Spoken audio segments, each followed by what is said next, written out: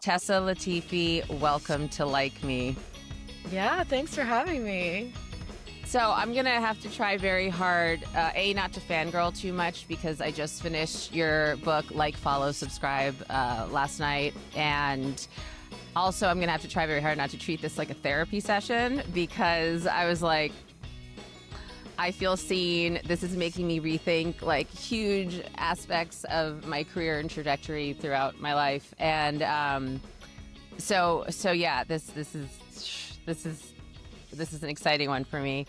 I guess I just want to start by asking you what your approach to online culture was in the beginning. Like, I guess before you were a mom, were Yeah. you a consumer of influencer culture? Yeah, I was. I think I was really taken in by specifically like Teen Mom on MTV. Started when I was 16. And so I started watching Teen Mom and then I just never stopped. And then that kind of led the way into like mom influencers and like mom bloggers. And even before I was a mom, I was just like so fascinated by it. And then it was like, oh, this is an entire industry. Like, this isn't just some like cute little like fun side gig that people have, you know? Were you consuming it? Did you enjoy the content, or was it more of like, slowing down at the car wreck kind of rubbernecking situation? I guess it depends on the influencer, you know? Like, there's some that have, like, 10, 12 kids that I was, like, for sure rubbernecking, that I was just like, Yeah. "I can't believe this, I don't understand it." And then there were other people that I was like, "Oh, maybe this is, like, what motherhood is like, or maybe this is what it's gonna be like for me," and, like, spoiler alert, it wasn't. No, as you describe very, very well in the book. So you've been a journalist for, I guess that's the bulk of your careers, Rolling Yeah. Stone and other prestigious outlets. But when you started getting the idea for this book, what was the question you were trying to answer? Not necessarily for like about the industry, but for yourself. Yeah. The main question was just, what is it like to grow up like this? Like, it's Hmm. this singular experience that I don't think can really be shown to be like anything else. Like, people are like, "Oh, it's kind of like child actors or it's kind of like reality stars." And like, I guess it kind of is, but it's really nothing like that. And I was just like, how bizarre to have your entire life be online and to be the way that your family makes money. Like, what is that like? And I just couldn't get over that question. Yeah, I mean, as I was reading your book, I was sitting next to my 14-year-old, and I kept being like, "Listen to this. Do you relate to this? Are you okay?" Because as a kind of early iteration, I had my children online to some extent, and we'll get into this, like the difference, the distinction you make between that sort of early iteration of mom bloggers and what happened later. But it felt pure intention to me in terms of I'm writing about my maternal experience, and yet here's my son taking his first steps. I want to put it on. Yeah. Um and so and there's clearly a dividing line, but I wanted to read you this quote that you said, and sort of get your take on it. You said, "Though I consider the first mom bloggers the predecessors of the current mom influencers, they're related in the same way humans are related to primates." And I would love to hear you elaborate on that because I find it so Yeah. fascinating. I think it's just like I can see the way that like mom bloggers were, like you said, like the early iteration of mom influencers, but to me, they are so distinctly different. And one of the ways that I find them to be different is that when you talk about early mom bloggers, people are like, I loved Deuce because she wrote about mental health struggles, or I loved Natalie Jean because she wrote about infertility. But when you ask people what mom influencers they love, they say, I love Savannah LeBrant because I love her daughter Everly. It's because of the children. That's who they love. And so it seems to me that the first mom blogs were really kind of writing about the experience of motherhood, and the kids were kind of secondary in a way. But now the Yeah. kids are right up front. On Like Me, I've been bringing on a lot of those earlier mom bloggers, and most of us, our careers sort of fell apart when it became Yeah. all about like follower counts, and we just didn't have them. And your book had me wondering, like, is that why? Like, Yeah. what do you think changed in what the audience was looking for? I think the way that you guys were writing about motherhood, like, I just don't see that online anymore. Like, and I wish in a way that I had become a mother at the time that that was happening, because I would have loved to like read all of that, like while I was going through it, or while I am going through it. But like now it's about like how beautiful your pictures are, and how many, like you said, how many followers you have, how many brands you can get sponsorships with. And like people aren't looking for like long essays about like what it means when your kid loses a tooth, or you know what I mean? Like my daughter a few weeks ago chipped her teeth, her front teeth at the park, and I was like devastated. Oh, And yeah. I was like, I couldn't stop thinking, if I was an early mom blogger, this would make such a good essay, you know?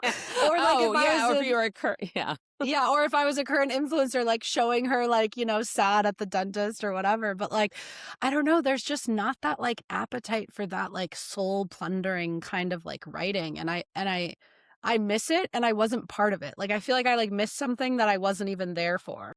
Yeah, I think about, I actually just wrote about, an essay about, like, this time that I literally just forgot to show up to my 4-year-old's, like, Mother's Day class tea, and he was the only one with no mom there. I'm like, or even thinking about it. Yeah. But but it was a long form essay. There was no, like, Yeah. images of his, like, crying sad face, Right. and now I feel Or like your it would crying be, sad face. or my crying sad face. Yeah. And now I feel like it would be like, "You got this, mama," like, Yeah. would It's be just like the short and pithy and quick, and there's just not that level of like nuance. Like, and even now I'm like looking for that kind of writing, and I'm sure it exists. Like I'm like trying to find people like that on Substack, but I feel like it just like doesn't do well. Like people want that quick, yeah, you got it, mama, or like I'm a mess and this is how I clean it up and this is what you can buy to make your life function this way. You know what I mean? Like it's just not the same.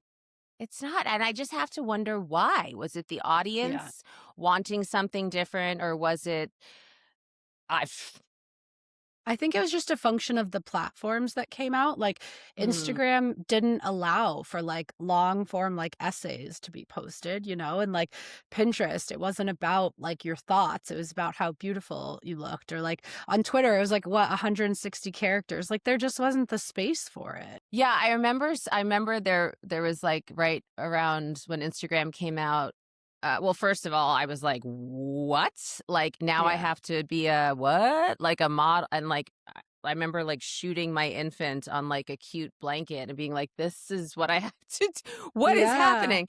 But then we would make these long captions and be like, "Caption Yeah. continues in the Yeah, yeah, yeah. comments." Go in the comments. Yeah. But it's Yeah. like, it just doesn't lend itself to that kind of like exploration. And it's like, it's really sad. Like in my research, I feel like I've looked at so many of the original mom blogs, the ones that are still online. And I'm like, man, I wish I could read someone who is going through this right now, but it's just, it doesn't exist in the same way. And also our attention spans are so much shorter? Mhm. That's true. There's also, I'm finding, I'm having, speaking of Natalie Jean, that sort of group of mom bloggers, there is, I feel a lot of trauma with a Yeah. lot of people for the backlash that they received, that when coupled with then not having the sponsorships and the numbers and stuff, it was just Yeah. like, whoa, like, Yeah. It's funny because there was like the backlash to you guys monetizing at all, which is like so funny to think about now because like the whole point of being online is to monetize. Like no one is just online for fun anymore. But like, I don't know, it just seems so, like you said, pure, like in a way, like you guys were like writing for yourselves and for each other. And it's just like, I don't see that kind of like mom influencer content anymore. what was the, most sort of shocking story that you had from your interviews about the sort of blowback that the current iteration of mom bloggers gets vis-a-vis, like, what it used to be? Yeah. I mean, I think that it's just so much more personal now, like in a way, like the backlash because they're not just like on their blogs, like they're on Instagram, they're on Twitter, they're on Pinterest, they're on TikTok, and like they are getting like hate messages like everywhere, you know, or like people are making entire snark subreddits about them. And I know that you guys had like get off my internets, like that was like a whole thing. I know everyone I talk to about that is like scarred. Yeah, Deeply. I can't imagine. As part of this book, once I'm literally, and don't tell anyone, not like this is online, I'm Yeah. going to New York and I will find her and I will interview her because I need Wow, to no know. way. Oh, yeah, for sure. I need to know. What you doing, girl? Like You what? know? Why? Why did you do this? I don't know, but the it was real, and it was before. Well, first of all, there wasn't enough money to insulate people against that. It wasn't No. like the millions of dollars that people have now, and also there was no understanding, so it did impact brand work. They did see Yeah. that stuff and were like, "Whoa," because people didn't understand trolling culture, I guess. Yeah, whereas Um, now I think like snark subreddits, like I don't think brands really care about them unless they unearth something like truly problematic. But like oftentimes it's just kind of like people nitpicking and that kind of stuff. you do describe some truly shockingly outrageous scandals that have happened that were new to me. Yeah. The the one that comes to mind for me was the mom having her son crying. Yeah, Jordan, yeah. Yeah, Not this she was Jordan, different Jordan. she yeah, different Jordan. Her name was Jordan Cheyenne. Yeah. She accidentally posted a YouTube video to 500,000 subscribers where she was telling her son to cry, and he was like 8, and she was telling him that their puppy might die, and he was crying in the video, but she was like, "No, no, turn your face this way and cry, like let them see your tears," kind of thing. And it was like and then she uploaded it, and it was basically just like exactly what people feared was like going on behind the scenes of these vlogs, and it was like, here's the evidence. And that's such an extreme example, but also you look at, like, I remember when we took, one of those family photo sessions with like Yeah. when our kids were really little, and my son was not having it because he was 2 Sure. and he was like, no. Yeah. But we were Yeah. like, blah, blah, blah, like in his face, trying to Yeah. make him laugh and whatever. And I think every parent can relate to just, could you just smile for a second? No, totally, just, like, get it So where's together. the line though?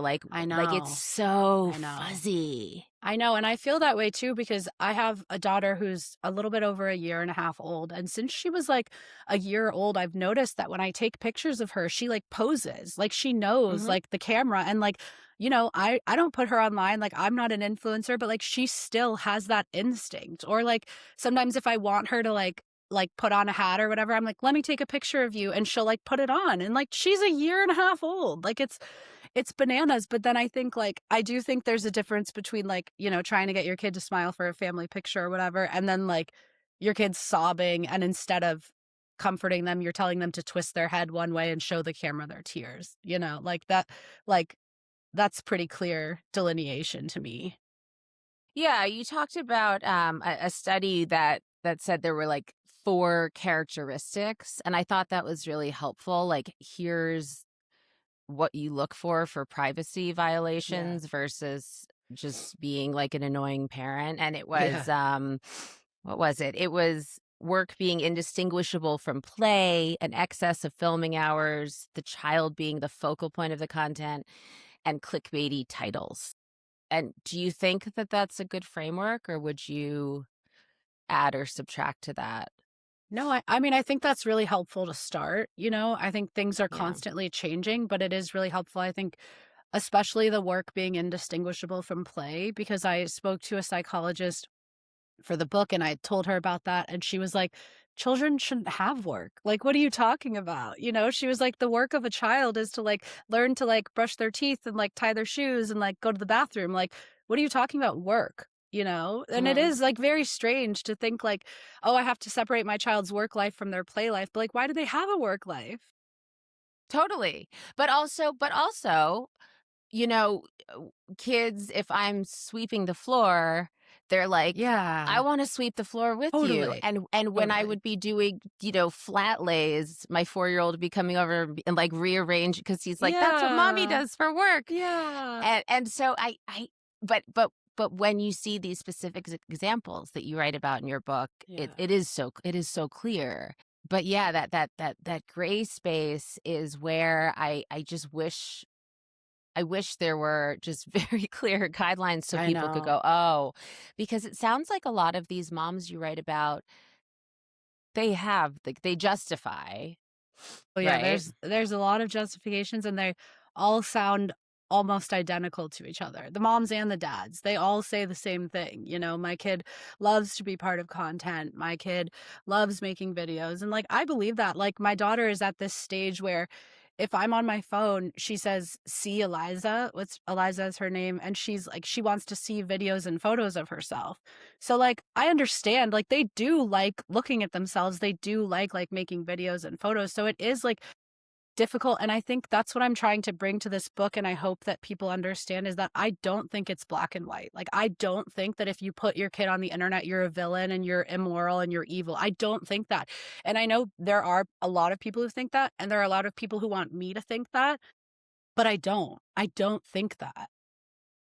That came through so clearly that you yourself as a human being and as a consumer of this culture are really wrestling with that, which is what I found Totally. so compelling. You clearly point out when things are amiss, but you're not villainizing it as a whole. You seem to be saying we really need to be paying attention to this more Yeah. closely. And that's how I feel. I feel like we need to reckon with this, but I also think like I don't blame these a lot of times it's women at the helm of it. Like we don't have federally mandated maternity leave. We don't have, you know, we don't have social safety nets in this country. I barely got maternity leave with my daughter, and it was really only out of the goodness of I was working at Teen Vogue at the time. I was a contractor. They didn't have to give me maternity leave, but they gave me some, and but I was planning on not having it.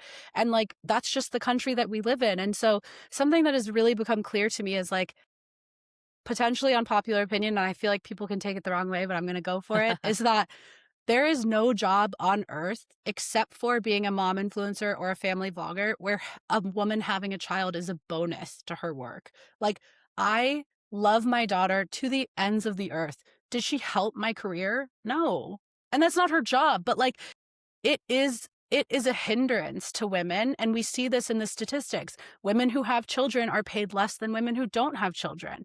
Like it is just statistically a hindrance to have a child, except if you're a mom vlogger or a mom influencer or family vlogger. And then it's a huge bonus, not only for your reputation and not only for your life, but money wise. And so how can I blame these women when we live in this incredibly difficult economic time for choosing something where they can make their family life work with their work life? Because like my family life doesn't work with my work life. Like I make it work, but it's not seamless. Well, you said in the book that women shape their work around their care, their child care, and men shape their child care around their work. Which I did almost I threw put up. that correctly? So Yes. true. I But almost when the labor researcher said that to me, I literally dropped my pen. I almost threw up. And like I have a wonderful husband. He's great. He's a feminist. He loves me. He loves our daughter. He gets to do his work and he fits childcare around that. I work just as much as he does, sometimes more, like when this book is coming out, but I work from home because someone kind of has to, or our daughter would have to be at daycare all day. And I fit my work around her schedule. And like yes. that blew my mind because I always thought I was like in such this like, progressive marriage and blah, blah, blah. And like, I discovered feminism when I was 18 and like I was going to be different, but it's still the same for me. I know. It I makes you know. crazy. It It makes you makes you crazy. crazy. Yeah. And the whole thing of like is this mom influencer thing a feminist act? And it's like on the one hand, yes, kind of. And Kinda, on the other yeah. hand, you're perpetuating, gosh, what was it you said? Like it's this thing that's existed forever, which is motherhood is undervalued. And so you are taking advantage of perpetuating that stereotype Yeah. that Yeah. motherhood can be easy and breezy and beautiful. to sell that to other women who then Right. think that that's how it should be. So how is that a feminist act? Yeah. Ah, It's where do you crazy. It's come down on crazy this? making. I It's don't crazy know. making. I don't know I either. mean, it's so complicated. Like, I do think there is something feminist about taking historically unpaid and unseen and undervalued labor and making it seen and valued really well. But also, it comes on the backs of selling this ideal motherhood to other women who then feel like they're falling short. So, like, is it feminist to make your own money by making other women feel like they're bad moms? Like, I don't know. Yes, and, all of the, like, "It's hard for me too, mamas." It's good It's to hard, but say in like a that. cute, funny It's way, hard you in a know? cute and funny way with, like, a Yeah, little bow on the end that, like, the exactly. story wraps up, and it was all and Yeah, I'm guilty of this myself, and I tend sure. not to write about something challenging until I have the bow to put on it where I'm like, "And this happened." Well, that's natural. We all want the story to be clear, you know? Yeah. I've found so much comfort in these creators as a mom myself and while I was pregnant, but I also have found like it's really made me kind of like insane because even though I know that this is like an act and that they're getting paid to portray this version of motherhood, I still hold myself up against it. And I'm like, why am I wearing like a stained t-shirt and I have one baby and I've never baked bread from scratch ever? And like this woman has like 9 kids and is like making sourdough with all of them and they're all perfectly dressed and like still every day I look at these women and I'm like, why can't I be like that? I last night while reading your book, I went down I've never, like, looked at Ballerina Farm. I guess My I must be God, where have you I'm been? I don't really I've never followed blogs or influencers. I used to not because it made me like I was just like, ah, and it would just confuse what I Yeah. thought I wanted to do. But now it did not feel good. I'll tell you that. I No, went it down a doesn't feel wormhole good. and I couldn't stop. I Yep, couldn't that's the stop thing. It's looking. addicting. It is addicting, and the kids are so cute.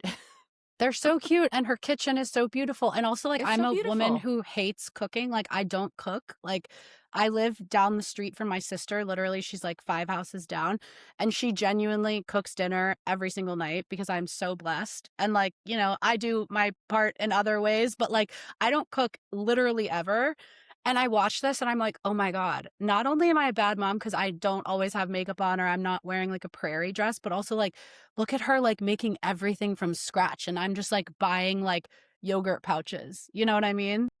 Yeah, I mean, God bless yogurt patches. But, Truly. the idea of, like, class stratification and the degree to which money and resources, nannies, stuff like that, gives you the ability to create this content is something you get into very deeply. Did Yeah. you know that that was going to be such a major aspect of it going into the book, or were you surprised by the degree to which that's accurate?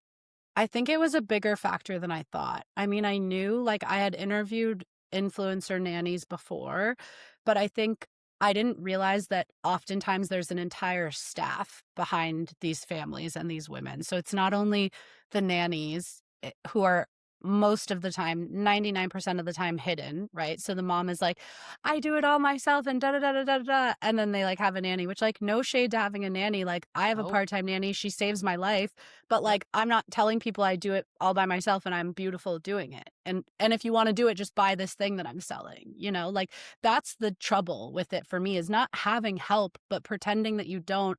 And that if people just buy your like scheduling course or whatever, that they can like make it work. Do you find that they mostly are saying, "I actually like lying, I do it myself," or just sort of skipping around the part where Yeah. there is a nanny?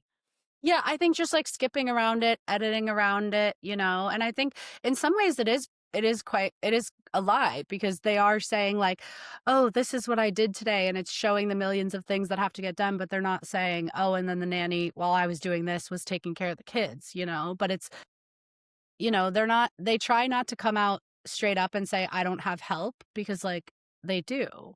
But there's nannies, there's house cleaners, there's videographers, there's editors, there's SEO experts. Like it's an entire business, but it's being shown as like I'm just so good at this that I can do it myself. And like if you follow my advice and you follow me, I can show you how to be as good as me. Is there a barrier to entry then for new people who don't have those resources? Because I remember finding early on, like with when Instagram happened and monetization became like when big money came into Yeah. play, there was like an influx of just very wealthy people with endless closets who like something navy comes to mind, Yeah. no shade, but like that Yeah. kind of thing where you just have access to all of these looks and Yeah. it's easy and I remember thinking I can never compete with that ever. So, No. do you think that that's something that people know when they're trying to be a young influencer? Do they understand that?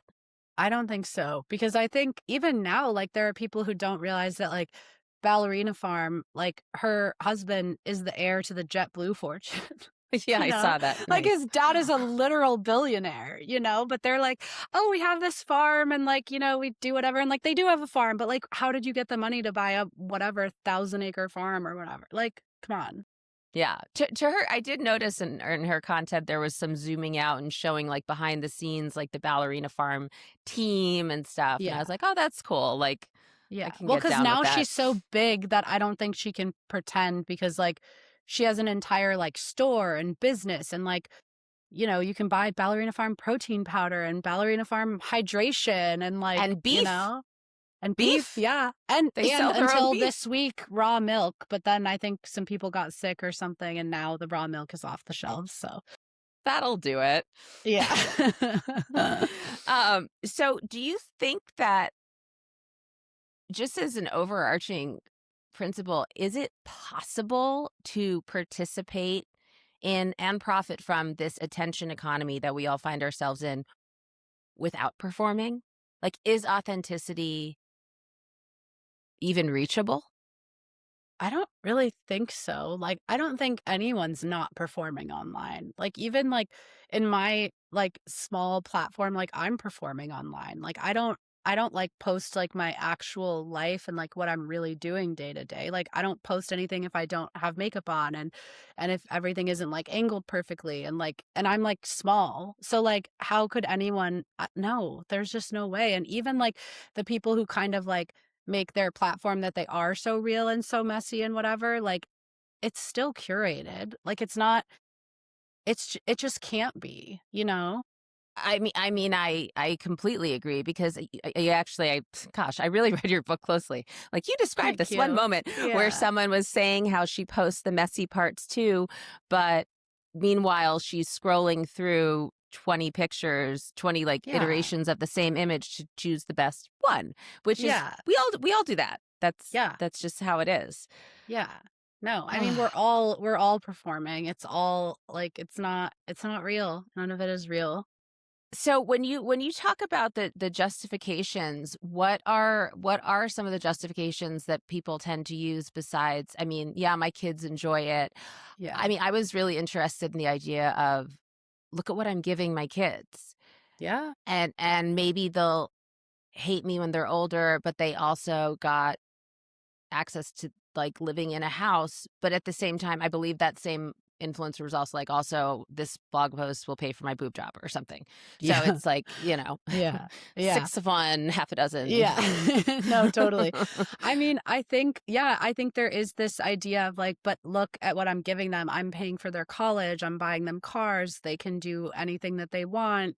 Financially, we're not held back. And like, that is a consideration. Like, this is something that I think about is like, if I were in a less financially stable situation or if I were less privileged, like, I would be much more tempted to like post mom content or like become a mom influencer because like, how could you not be tempted by that, right? And so I Yeah, do think it's like it's reasonable for people to like look around and see what their potential earning is and then think about what their potential earning would be and to like make that choice. And like, yeah, maybe your kids will hate you for it and maybe they won't because like there were also kids in my book who were like, I love YouTube and I grew up on YouTube and I want to be a family vlogger when I get older. Like it's not, and this is what I'm talking about when it comes to nuances. It's not just every kid hates their parents for it. Like most Yeah. kids want to be influencers and want to be YouTubers. So 85% or something yeah, which is just over like so my dead depressing. body.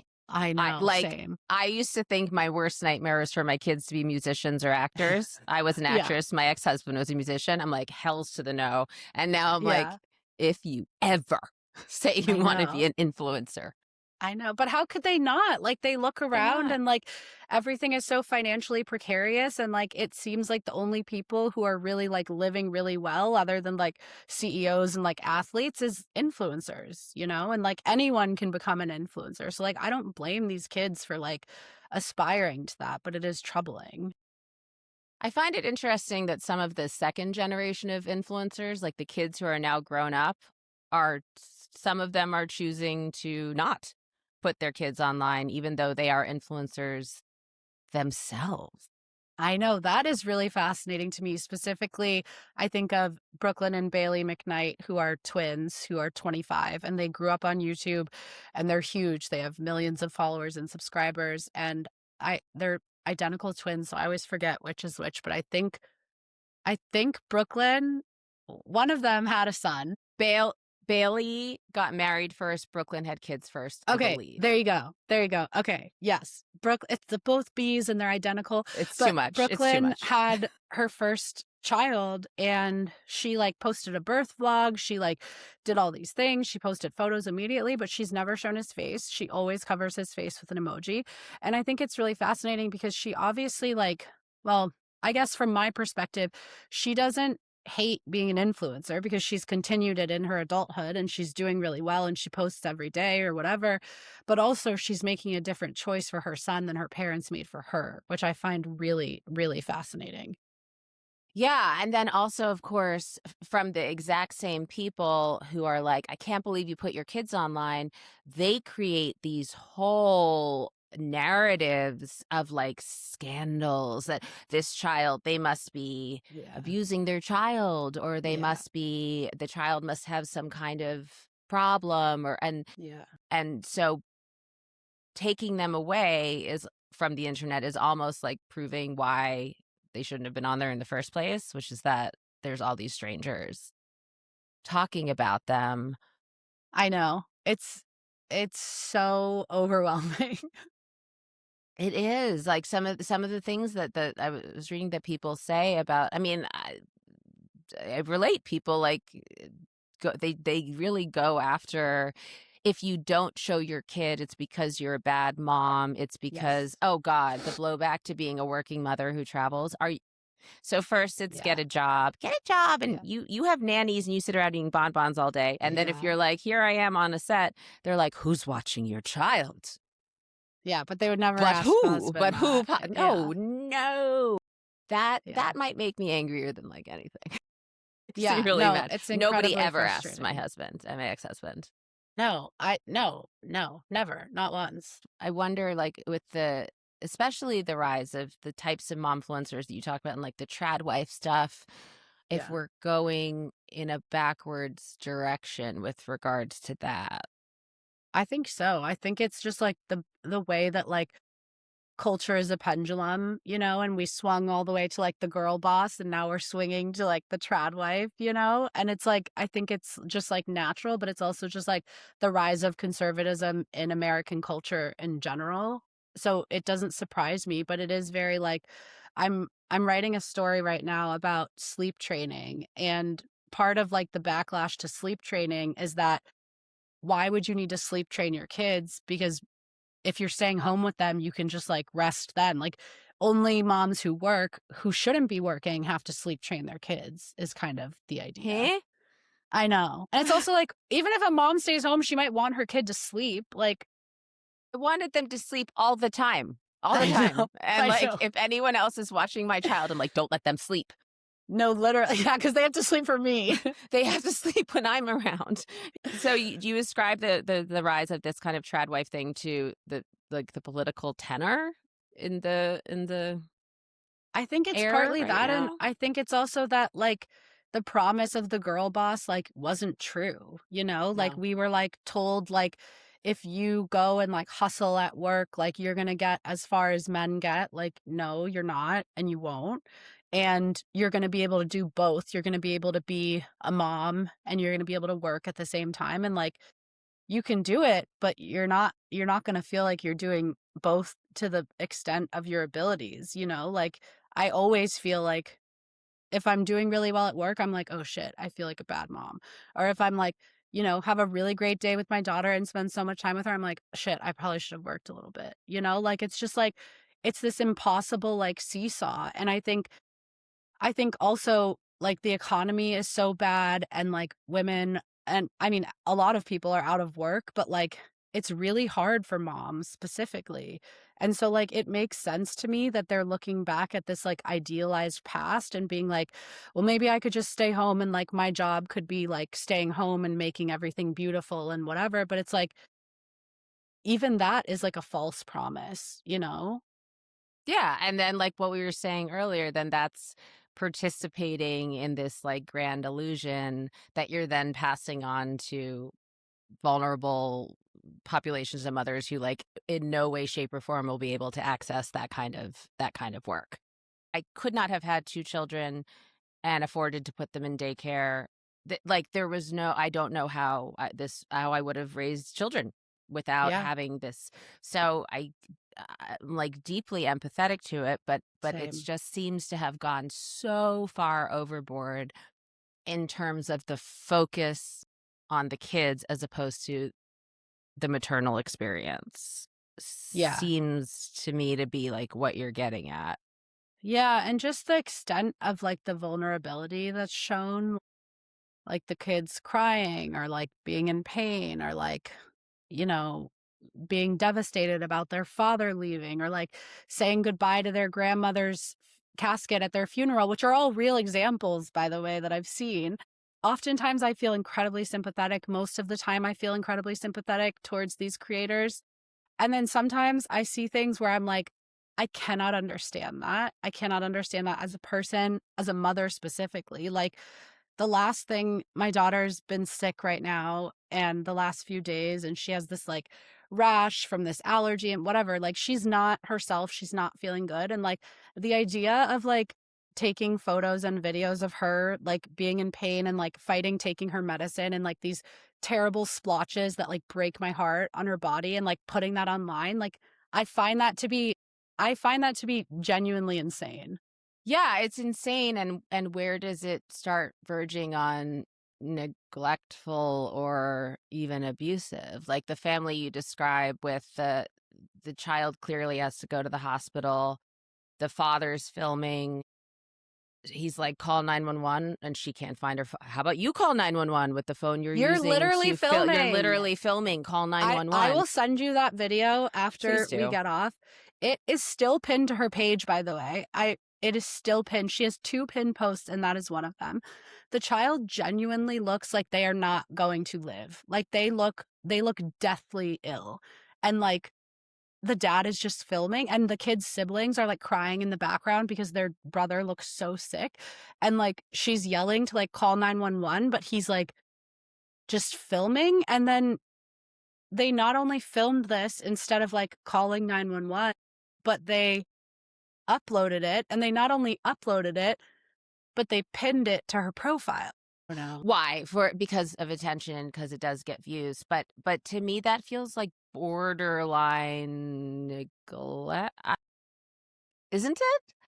I mean, I Isn't guess it? it's like Isn't there, like, yeah. aren't people getting, like, real actual consequences for this kind of stuff?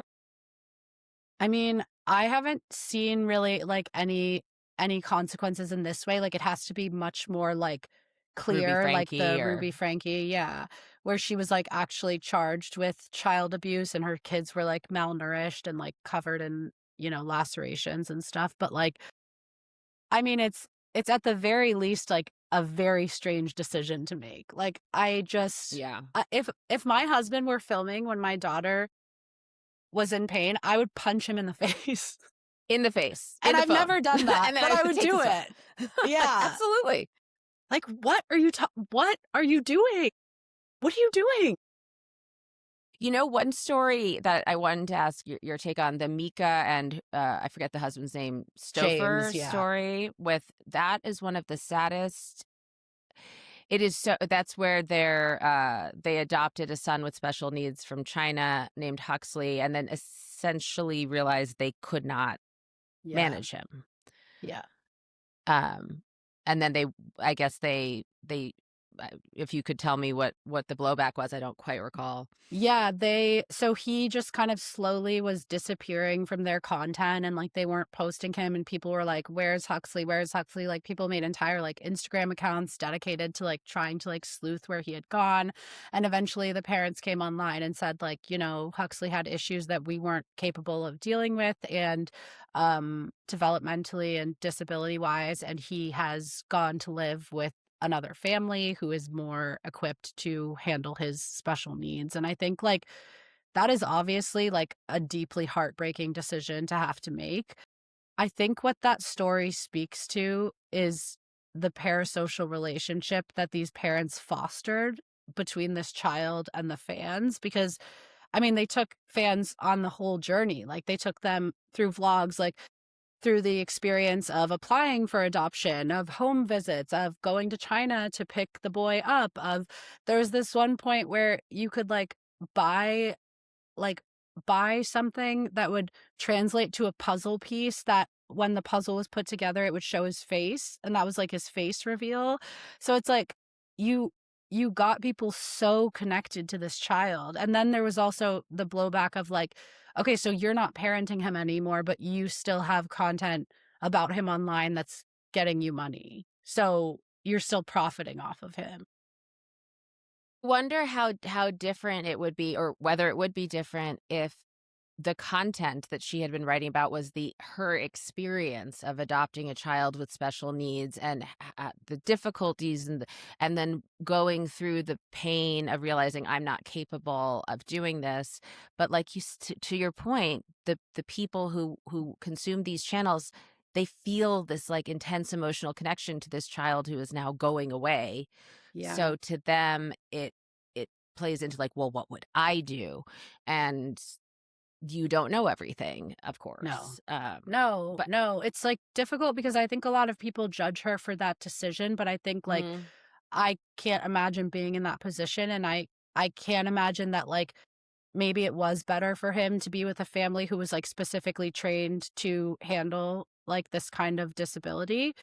But I think, like, this is the thing is, like, when you invite people into your life, like, you never know what that relationship will become and how intense it will become. And I think we saw this also with Emily Kaiser, which I write about in the book.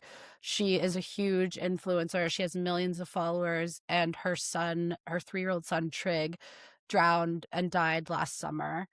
I know. And it was a total frenzy online because at first, his name wasn't released, but on Arizona local news, like, the outside of her house was shown, and people online were like, "That's Emily's house. Like, that's Emily's house, and Emily's not posting, and she posts every day, and why isn't she posting, and her friends aren't posting? It has to be Trig."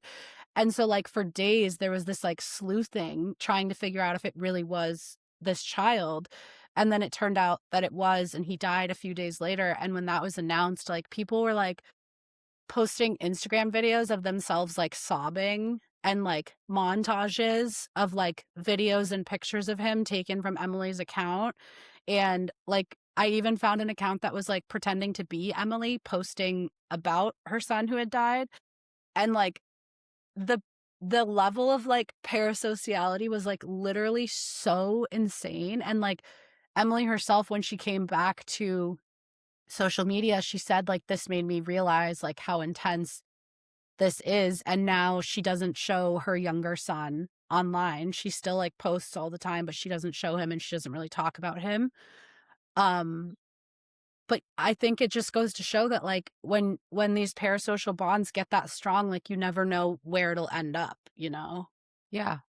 Did you find in your research any influencers in this space that seemed genuinely at peace? Hmm, good question. I think a lot of them were quite I don't know if I would say at peace because they're quite defensive of their decision and they feel the backlash. So I think it's hard to be completely at peace when you know people are like talking about what a terrible exploitative parent you are. And I think most of them had instances where they've second guessed whether they want their kids online or not. But at the same time, like you've created this entire life around this. Like you've made tons of money, you've moved into a new house, you've bought a new car, you don't have a traditional job anymore. So like there's less room for misgiving because like your entire life has been built around this at this point. Yeah, it does seem like there's no way out. And that is what, to the point of the project that I'm doing is like, what do this early iteration of bloggers, what do they do? What do you Yeah. do? Where do you I don't go? know. And how do you market this like bizarre constellation of like skills, Yeah. legitimate skills and like Totally. skills, but it's not. It's their No, but they legitimate skills, are. but Yeah. when your career is based on the sale of yourself and you no longer want to or can sell that self, where does Yeah. that leave you? I don't know. Yeah. It's a tricky one. It's really tricky. What did you learn for yourself from having written this book in terms of what did you take from it in terms of both how relate to people online and how you yourself show up? I think parts of it really felt dark in a way that was, like, hard to fathom, like, the videos of sick kids, the videos of crying kids, the videos of kids having, puberty talks and sex talks and whatever, like, a lot of the stuff I was watching and I was just like, "I shouldn't be watching this, like, no one should be watching this," and, like, in my book, several parents admit to me that the content that does best is when their kids are in pain or hurt or sad, and, like, I always had that instinct, but I didn't know that they knew that so clearly. And then it's like, if you know that and you're still posting it, like, it's like you're basically profiting off your kid's, like, vulnerability, and that's really difficult for me to understand as a mother. And I don't know, it's just so difficult, like, I'm really of 2 minds because I do have, in many cases, a lot of sympathy, and I understand that, like, especially moms, especially young moms, have so few options in this country, but also, I don't know, like, I can't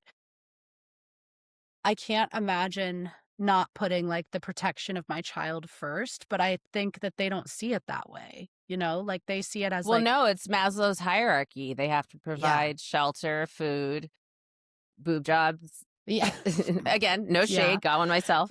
yeah, But but yeah, eh, but I can see how that's a very powerful driving force. But then once you have those things, in theory, you would start paying attention to the next step of needs, which is, you know, guarding your children from the terrors of digital performance. When does your book come out again? April Soon. 7th, very soon, April 7th. yeah. Where else can people find your work? Yeah, I mean, everywhere. I'm on Instagram, TikTok, X, Threads, whatever, at Hi Fortesa, HIFORTESA.